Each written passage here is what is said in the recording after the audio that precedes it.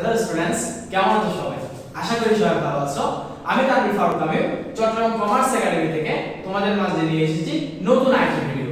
আজকে আমরা আলোচনা করতে যাচ্ছি হিসাব বিজ্ঞান এসএসসি অ্যাসাইনমেন্ট পঞ্চম সপ্তাহ। তোমাদের যেটা পঞ্চম সপ্তাহে যেটা নতুন অ্যাসাইনমেন্ট দিয়েছে ওই অ্যাসাইনমেন্টে আজকে আমরা আলোচনা করতে যাচ্ছি। সো কথা না বাড়িয়ে সরাসরি আমরা চলে যাব আমাদের অ্যাসাইনমেন্টের দিকে।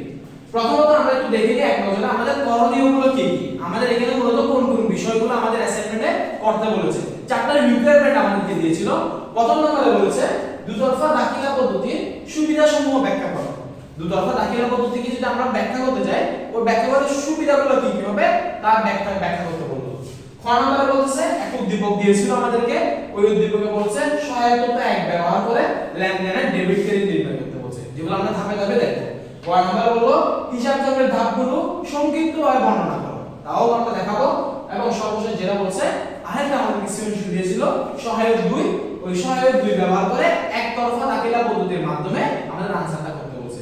সো সবার আগে আমরা ক নাম্বার রিকোয়ারমেন্টে কি বলছে এবং কিভাবে আনসারটা করতে হবে তার দিকে একটু করে চলে যাই। প্রথমত ক নাম্বার আমাকে বলছে দুতরফা দাখিলা পদ্ধতির সুবিধাকরণ ব্যাখ্যা করো। প্রথমত সুবিধাকরণটা কি কি তার আগে আমাদের জানতে হবে দুই পক্ষ দাখিলা পদ্ধতি, দুই তরফা দাখিলা পদ্ধতি বলতে কি বোঝায়। বেসিক্যালি যদি বলি 1494 খ্রিস্টাব্দে হিসাব বিজ্ঞানের জন্য ইতালীয় গণিতবিদ এবং ধর্মযাজক লুকা পেসিওলি একটা বই এক গ্রন্থের মধ্যে এই দুই তরফা দাখিলা পদ্ধতি সে ব্যাখ্যা করে। ওই বইয়ের নাম হচ্ছে সুম্মা দি অ্যারোমেটিকা জিওমেট্রিয়া প্রপাশনিয়া। ওই বইয়ের মাধ্যমে সে দুই তরফা দাখিলা পদ্ধতি সে বিস্তারিতভাবে বর্ণনা করে। সো আমাদের কাজ হচ্ছে এই দুই তরফা দাখিলা পদ্ধতি যখন করতে যাব ওখানে একটা ডেবিট আসবে একটা ক্রেডিট আসবে। অমুক হিসাব ডেবিট তমুক হিসাব ডেবিট কখনোই হবে না, দুইটা পক্ষ কখনোই ডেবিট হবে না, একটা ডেবিট হবে একটা ক্রেডিট। সো ওই দুই তরফা দাখিলা পদ্ধতি করার জন্য আমাদের কি কি সুবিধা আছে তা আমরা জানবো। প্রথমত দুই দেখি দুই তরফা দাখিলা হিসাব পদ্ধতি হচ্ছে কি পূর্ণাঙ্গ হিসাব ব্যবস্থা, একদম পূর্ণাঙ্গ, এর কোনো ভুল নাই, পূর্ণাঙ্গ নির্ভরযোগ্য বিজ্ঞানসম্মত স্বয়ংসম্পূর্ণ একটি পদ্ধতি। ঠিক আছে, এই লাইনগুলো তোমরা একটু তোমাদের খাতার মধ্যে লেখার চেষ্টা করবা এই শব্দগুলো বেশ করে। এই হিসাব পদ্ধতির বিভিন্ন সুবিধা রয়েছে, অনেকগুলো সুবিধা আছে। এর মধ্যে দুতরফা দাখিলা পদ্ধতির সুবিধার কারণে বড় বড় ব্যবসায়িক প্রতিষ্ঠানের হিসাব সংরক্ষণের ক্ষেত্রে এই পদ্ধতিটা অনেক বেশি জনপ্রিয়। কারণ এখানে কোনো ভুল হয় না। কি কি হয় আমি একটা আবার যদি বলি পূর্ণাঙ্গ একেবারে পরিপূর্ণ। দুই নম্বরে নির্ভরযোগ্য, সবাই এই দুই তরফার উপর বিশ্বাস রাখতে পারে, নির্ভরযোগ্য, বিজ্ঞানসম্মত, এখানে ভুল হওয়ার কোনো চান্স নাই, অবশ্যই বিজ্ঞানসম্মত।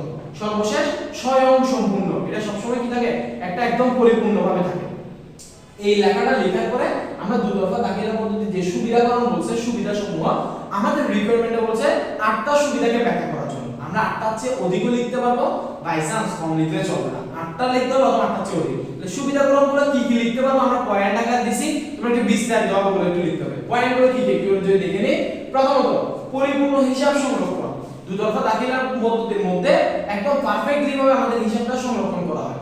এই যে পরিপূর্ণ হিসাব সংরক্ষণ একটা হেডিং দিয়ে দুইটা লাইন সংক্ষিপ্ত বলছিল, তাই দুইটা লাইন একটু করে এটাকে ব্যাখ্যা লিখবো তোমাদের নিজস্ব সৃজনশীল মেধাকে কাজে লাগিয়ে। ঠিক আছে, যেহেতু সরকার বলছে কোনোভাবে ইউটিউব থেকে দেখে না লেখার জন্য বা ইউটিউবকে পরিপূর্ণভাবে ফলো না করার জন্য, তাই আমরা এখানে আনসারটা ওভাবে দিচ্ছি না, জাস্ট একটা হিন্টস দিয়ে দিচ্ছি, তোমরা নিজেরা ওটা বের করে নিতে পারবে।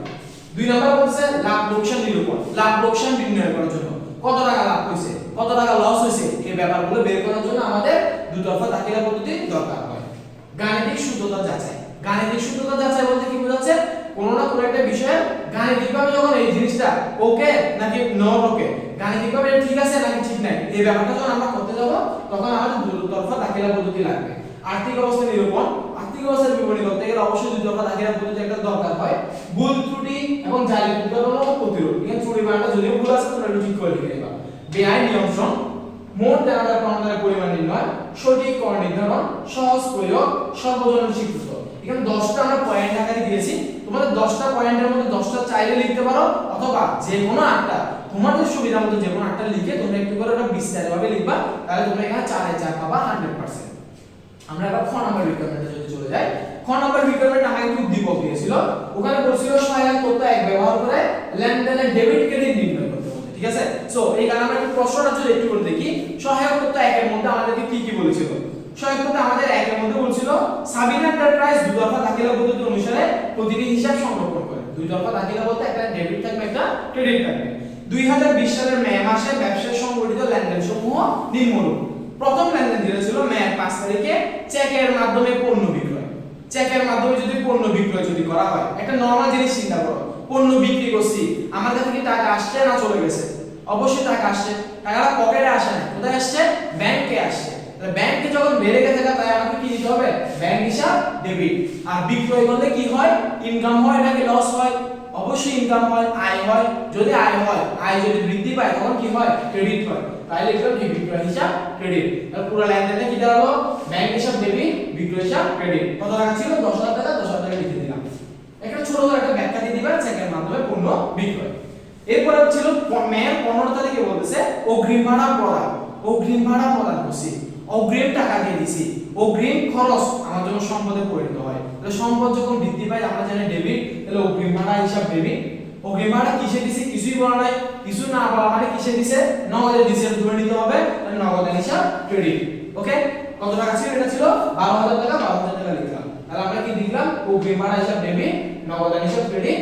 আর এই একটা ছোট করে একটা ব্যাখ্যা দিলাম অগ্রিম ভাড়া প্রদান। মে 22 তারিখে এসে বলতেছে মালিক ব্যবসায় হতে 5,000 টাকার পণ্য উত্তোলন করছে। আমরা জানি উত্তোলন যদি করে, নরমালি উত্তোলন যদি করে, উত্তোলন হিসাব ডেবিট, নগদান হিসাব ক্রেডিট। কিন্তু এখানে কি বলে দিয়েছে? পণ্য উত্তোলন করছে বলছে। পণ্য শব্দটা থাকার কারণে এখানে উত্তোলন ডেবিট করছে, মালিকানা সত্ত্ব হ্রাস পাইছে, মালিকানা সত্ত্ব হ্রাস পেলে তাহলে ডেবিট হয়, তাহলে উত্তোলন হিসাব ডেবিট।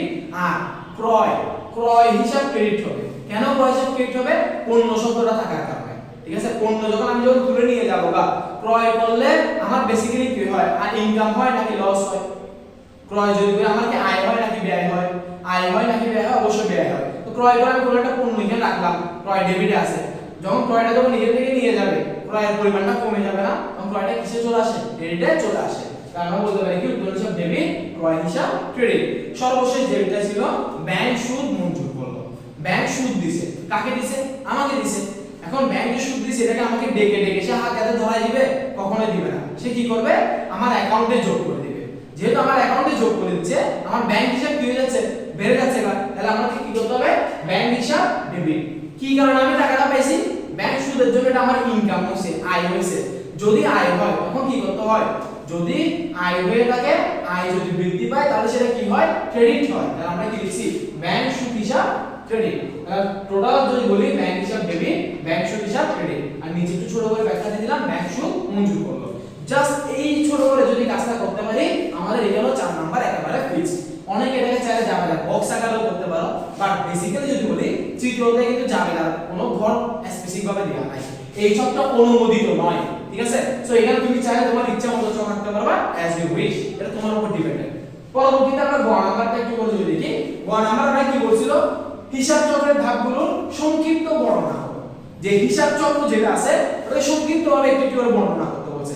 ফার্স্ট আমরা হিসাব চক্রটা যদি দেখি, হিসাব চক্র এর মধ্যে 10টা পয়েন্ট আছে। ফার্স্ট লেনদেন শনাক্ত করো। আমি একসাথে ব্যাখ্যাটাও যদি বলি দিই ছোট করে তোমরা তোমাদের মতো করে লিখবা।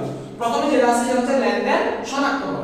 অনেকগুলো ঘটনা ঘটবে, ওই সমস্ত ঘটনা থেকে আমাকে কিটা খুঁজে নিতে হবে? কোনটা লেনদেন, কোনটা লেনদেন নয়, এই ব্যাপারটা আমাকে কি করতে হবে? ফার্স্টে শনাক্ত করতে হবে। শনাক্ত করার পর আমার দ্বিতীয় ধাপের কাজ কি? লেনদেনটাকে অবশ্যই কি করতে হবে? বিশ্লেষণ করতে হবে। যে লেনদেনটা কি হিসাবে আসছে, লেনদেনটা কেন আসছে, ওটাকে একটু বিশ্লেষণ করতে হবে। কোনটা বৃদ্ধি পাইছে, কোনটা হ্রাস পাইছে, এগুলো একটু করে চিন্তা ভাবনা করতে হবে, যেগুলো তোমাদের বই আরো সুন্দরভাবে স্পেসিফিক ভাবে দেওয়া আছে। 3 নাম্বার বলতেছে জামেলা মুক্ত করো। লেনদেন সংগঠিত হলো, দুই তরফা দাখিলা পদ্ধতি করতেছি, দুইটা পক্ষ লাগবে, একটা ডেবিট একটা ক্রেডিট, এভাবে তারিখের ক্রম অনুসারে সেটাকে জামেলা মুক্তকরণ করতে হবে। জামেলা থেকে একটা আমরা টাকা বা যোগফল একটা পাবো, ওটাকে কোথায় নিয়ে যেতে হবে? খতিয়ানে স্থানান্তর করতে হবে। কোথায় নিয়ে যাব? খতিয়ানের মধ্যে ওটাকে কি করব? স্থানান্তর করব। তারপরে যদি বলি 5 নাম্বার আছে রেয়ামিল প্রস্তুত করো। রেয়ামিল কি করতে হবে? প্রস্তুত করতে হবে। খতিয়ানের উদ্দীপ্তগুলো নিয়ে মূলত কি তৈরি করা হয়? রেয়ামিলটা তৈরি করা হয়। 6 নম্বরে সমন্বয় দাখিলা। বিভিন্ন বছরের মাঝামাঝি সময় অনেক কিছু হয়ে থাকে যেগুলো আমাদের হিসাব থেকে বাদ যায়, ওগুলোকে সবার শেষে আমরা কি করি? সমন্বয় সাধন করি। এভাবে সমন্বয় দাখিলাও দিতে হবে। তারপর আছে কার্যপত্র প্রস্তুত। কার্যপত্রকে যদি ইংলিশে যদি বলতে দেওয়া হয় ওয়ার্কশিট, এটা হচ্ছে তোমার এখানে চলে রেয়ামিল থাকে, সমন্বয় থাকে, সমন্বিত রেয়ামিল থাকে, এই সমস্ত ব্যাপারগুলোকে নিয়ে কার্যপত্রটা প্রস্তুত করা দরকার। তারপর যদি বলি আর্থিক বিবরণী। আর্থিক বিবরণী বলতে কি বোঝায়? যেটা আমাদের দশম অধ্যায়ে যেটা আছে আর্থিক অবস্থার বিবরণী, ওই বিষয়টা মানে এখানে অনেক বড় হিসাব নিকাশের কাজ আছে। সমাপনী দাখিলা বছরের শেষে এসে 4টা বিষয়ের উপর সমাপনী দাখিলা দিতে হয়। আয় ব্যয় মূলধন আর এটা হচ্ছে উত্তোলন। এই চারটা বিষয়ের উপর আমাদের কি দিতে হয়, সমাপনী দাখিলা দিতে হয়। সর্বশেষ হিসাব পরবর্তী নামে হিসাব শেষ করার পর আমরা রেয়ারের বিষয়টা আমরা আবার একটু করে দেখতে হবে, মিলিয়ে দেখতে হয়। এখানে 10টা টপিক দেয়া আছে, তোমাদেরকে বলছে কয়টা টপিক করার জন্য, 8টা টপিক করার জন্য। তাহলে তোমরা এই 10টা থেকে যে কোনো 8টা করলেই তোমাদের জন্য চলবে। বা প্রথম কাজ থাকবে তোমাদের এভাবে ছক আকারে আগে একটা ছক এঁকে নিব আমরা, এরপরে পরবর্তীতে কি করব, ছকগুলোকে বিশ্লেষণ করা হলো, ব্যাখ্যা করা হলো, বর্ণনা করা হলো, এভাবে দিয়ে যে 8টা তোমরা কি করবা, বর্ণনা করবা বা ব্যাখ্যা করবা, ওই 8টা সিরিয়ালে লিখে একটু একটু করে 2 লাইন 2 লাইন করে একটু কি করে দিবা, ব্যাখ্যাটা করে দিবা। এর পরবর্তীতে আমরা আমাদের আজকের যেটা লাস্ট যে ম্যাথটা আছে ওই জিনিসটা একটু করে দেখব। ওখানে আমাকে বলছিল কি সহায়ক পদ্ধতি 2 ব্যবহার করে একতরফা দাখিলা পদ্ধতিতে লাভ ক্ষতি নির্ণয় করো। একতরফা দাখিলা পদ্ধতি যদি আমরা লাভ ক্ষতি নির্ণয় করতে যাই, তখন আমাদের আগে লাভ ক্ষতি নির্ণয় করার আগে আরো 2টা বিষয় বের করতে হয়, একটা প্রারম্ভিক মূলধন আর একটা সমাপনী মূলধন। তাহলে আমাদের যে অঙ্কটা আমাদের সহায়ক 2 এ যে অঙ্কটা দেয়া ছিল, ওখানে আমাকে বলতেছে, আমি প্রশ্নটা কি করে যদি বলি, তাওসিফ ব্রাদার্স বিস্তারিত হিসাব সংরক্ষণ করেন না। 2020 সালের 1 জানুয়ারি তার সম্পদের এবং দায়ের পরিমাণ যথাক্রমে 5,30,000 এবং 2,90,000। ঠিক আছে, বছরের প্রথমে যেটা হয় ওটাকে আমরা প্রারম্ভিক বলি, বছরের 1 তারিখে যেটা হয় ওটাকে আমরা কি বলি, প্রারম্ভিক বলি। তাহলে প্রারম্ভিক মূলধনের পরিমাণ আমরা এখানে নির্ণয় করলাম।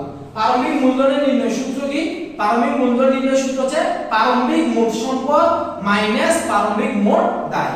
কেউ যদি চাও ঘর আকারেও করতে পারো অথবা ঘর ছাড়াও করতে পারো, বাট অ্যাসাইনমেন্ট হিসেবে তোমরা যদি চাও ঘর আকারে করলে ব্যাপারটা খুব সুন্দর দেখায়, ওই জন্য আমরা ঘর আকারে এটাকে উপস্থাপন করলাম। তাহলে প্রারম্ভিক মূলধনের পরিমাণ কিভাবে নির্ণয় করলাম, প্রারম্ভিক এই যে 2020 সালের জানুয়ারি 1 তারিখে মানে প্রারম্ভিক, তাহলে প্রারম্ভিক মোট সম্পদ ছিল 5,30,000 টাকা, ওখান থেকে বাদ দিছি প্রারম্ভিক মোট দায়কে 2,90,000 টাকা। 5,30,000 থেকে 2,90,000 বাদ দিলে আমাদের উদ্ধৃত বা আমাদের যেটা জ্যার বের হয় তা হচ্ছে 2,40,000 টাকা। এটা হচ্ছে প্রারম্ভিক মূলধন। তারপর আবার আমাদেরকে বের করতে হবে সমাপনী মূলধন। সমাপনী মূলধনের পরিমাণ, সমাপনী মূলধন বের করার সূত্র হচ্ছে সেম, সমাপনী মোট সম্পদ মাইনাস সমাপনী মোট দায়।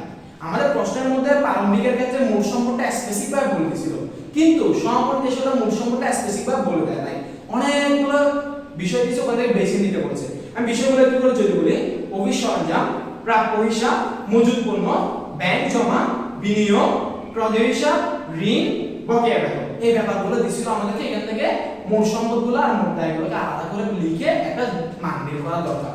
আমরা কি করলাম, মোট সম্পদ দিয়ে অফিস সরঞ্জাম, প্রাপ্য হিসাব, মজুত পণ্য, ব্যাংক জমা এবং ওদের যা যা টাকা আছে সবাইকে লিখে একসাথে যোগ করে দিলাম। যোগ করলে আমাদের আসে 5,50,000। ওখান থেকে বাদ দিচ্ছি কাকে, মোট দায়কে বাদ দিচ্ছি। ঠিক আছে, মোট দায়কে বাদ দিচ্ছি। সরি, এখানে একটা জিনিস ভুল হয়েছে, সেটা হচ্ছে এখানে ডিসেম্বর 1 তারিখ হবে না, ডিসেম্বর 31 তারিখ হবে। ঠিক আছে, এখানে জাস্ট একটা টাইপিং মিস্টেক হয়েছে, ডিসেম্বর 31 তারিখ হবে। এরপর এখানে এসে কি করলাম, মোট দায়গুলো কি কি আছে, প্রদেয় হিসাব, ঋণ, বকেয়া বেতন, ওদেরকে যোগ করে এখানে একটা টাকা আনলাম। মোট সম্পদ যোগ করে পাইছি 5,50,000, মোট দায় যোগ করে পাইছি 2,60,000। 5,50,000 থেকে 2,60,000 যদি বিয়োগ করি তাহলে আমাদের आंसर আসে কত, 2,90,000। তাহলে আমাকে এখানে করতে বলছিল লাভ আর ক্ষতি বের করতে বলছিল। লাভ আর ক্ষতি বের করার জন্য দেখো আমি ফার্স্ট অফ অল কি করে ফেলছি, আমাদের প্রারম্ভিক মূলধনটা বের করছি, সমাপনী মূলধন বের করছি। এবার আমরা লাভ ক্ষতিটা বের করব। লাভ ক্ষতির একটা সূত্র আছে, আমরা জানি লাভ ক্ষতি সমান সমান সমাপনী মূলধন যোগ উত্তোলন মাইনাস প্রারম্ভিক মূলধন যোগ অতিরিক্ত মূলধন। মানে সমাপনী মূলধনের সাথে উত্তোলনকে যোগ করার পর একটা টাকা পাবো, প্রারম্ভিক মূলধনের সাথে অতিরিক্ত মূলধনকে যোগ করার পর একটা টাকা পাবো। প্রথমটা থেকে দ্বিতীয়টা বিয়োগ করে যদি প্লাস ফিগার আসে তাহলে লাভ, যদি মাইনাস ফিগার আসে তাহলে ক্ষতি। তাহলে আমরা আমাদের এই অঙ্কের মধ্যে যদি দেখি, আমরা ফার্স্ট সূত্রটা লিখছি, সমাপনী মূলধন যোগ উত্তোলন মাইনাস প্রারম্ভিক মূলধন যোগ অতিরিক্ত মূলধন। ওকে, এটা লিখলাম। তারপরে 2,90,000 টাকা আমরা কোথায় পাইছি, সমাপনী মূলধনে বের করলাম, যোগ উত্তোলনটা কোথায় পাইছি, আমাদের যে রিকোয়ারমেন্ট যেখানে ছিল ওখানে বলে দিছিল যে কি, এখানে বলতেছে ব্যক্তিগত প্রয়োজনে 65,000 টাকা উত্তোলন করে, এটা আমাদের জন্য উত্তোলন 2,90,000 আর 65 যোগ করে আমরা পাইছি 3,50,000 মাইনাস কাকে, প্রারম্ভিক মূলধন আমরা বের করছিলাম 2,40,000 এর সাথে যোগ করতেছি কাকে, 80,000 কে। 80,000 কোথায় পাইছি, তিনি ব্যবসার মধ্যে আরো বিনিয়োগ করে কত টাকা, 80,000 টাকা, যেটা অতিরিক্ত মূলধন। তাহলে এই দুইটাকে যদি যোগ করে দিই তখন আমাদের আসে কত, 3,20,000। 3,55,000 থেকে 3,20,000 বাদ দিলে আমাদের উত্তর আসে কত, 3,35,000। তাহলে সুতরাং আমরা যদি বলি যে লাভ হইছে না লস হইছে, অবশ্যই লাভ হইছে, ওটাকে আমরা এখানে বলছি। সুতরাং তৌসিফ ব্রাদার্সের লাভের পরিমাণ কত টাকা, 35,000 টাকা। আমরা যদি এখানে যদি সর্বশেষে এসে যদি বলতে যাই, তোমাদের পুরো অ্যাসাইনমেন্টটা আমরা একটু করে দেখানোর চেষ্টা করছি। এখানে ম্যাথগুলো 100% নির্ভুলভাবে দেয়া আছে, এখানে যে ম্যাথগুলো আছে পরিপূর্ণভাবে সঠিকভাবে আমরা ম্যাথগুলো উপস্থাপন করছি, বাট থিওরিগুলো আমরা কোনো আনসার তোমাদেরকে বলে দিই নাই, তোমাদেরকে ক্লু দেখিয়ে দিয়েছি, তোমাদের একটা পথ দেখাই দিয়েছি তোমরা এই পথে যাও, ঠিক আছে? ওই পথে যদি যাও তাহলে তোমরা কি করতে পারবা, তোমরা ক্লুটা ঠিকমতো করতে পারবে এবং ম্যাথগুলো তোমরা তোমাদের মতো করে নিবা, ঠিক আছে? লাস্ট যে ম্যাথটা দেখাইছিলাম ওটা চাইলে কেউ ঘর করেও করতে পারো, ঘর না করেও করতে পারো, বাট যদি ঘর করে করো তাহলে তোমাদের জন্য বেটার হয়, বিকজ ঘর করে যদি করি তাহলে দেখতে একটু সুন্দর থাকে। ওকে, তাহলে ধন্যবাদ সবাইকে।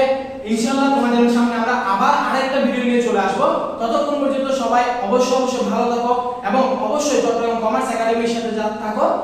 এবং সবচেয়ে যেটা গুরুত্বপূর্ণ কথা তা হলো আমাদের ভিডিওটা তোমাদের যে সমস্ত গ্রুপগুলো রয়েছে, স্কুল গ্রুপ, মেসেঞ্জার গ্রুপ, ওই সমস্ত গ্রুপের মধ্যে তোমরা দিয়ে দাও, প্রকাশ করো বা শেয়ার করো, যাতে করে আমরা কি করতে পারি, তোমাদের যে বন্ধু-বান্ধব আছে তারাও যাতে এই অ্যাসাইনমেন্টে সহায়তা নিতে পারে। সো ততক্ষণ পর্যন্ত পরবর্তী ভিডিও নিয়ে আসা পর্যন্ত সবাই ভালো থাকবে, সুস্থ থাকবে এই কামনা করি। আজকে এখান থেকে বিদায় নিলাম। আসসালামু আলাইকুম।